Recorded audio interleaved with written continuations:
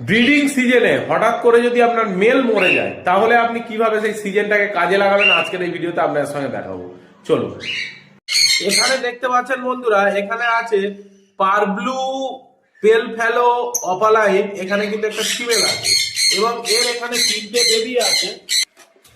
এর এখানে দেখুন, এখানে একটা গ্রিন পেল ফেলো আছে, দেখতেই পাচ্ছেন বন্ধুরা, এবং নিচে আছে পারব্লু সিস্টার স্প্লিট পেল ফেলো স্প্লিট অফলাইন, আর এদিকে আছে আপনার ভায়োলেট পেল ফেলো অপালাইন।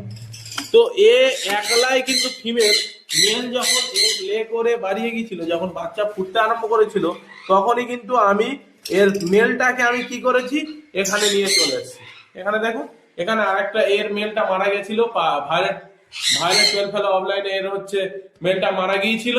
তো তার জন্য আমি ওই মেলটাকে আমি এইখানে দিয়েছি, এর সঙ্গে পেয়ারিং করছে, গালে গালে খাওয়াচ্ছে, বক্স লাগিয়ে দিয়েছি। এবার এখানে যখন লে করবে তখন কিন্তু আমি আবার পুরোনা ওর যে আগের যে বাসস্থান ছিল সেখানে কিন্তু আমি আবার পাঠিয়ে দেবো।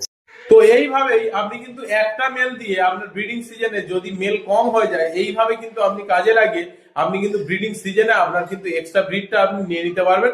যে মেলটা মারা যাওয়ার জন্য যে ব্রিড কম হচ্ছিল সেটা কিন্তু আপনার হবে না। তো চলুন, আজকের মতো টাটা।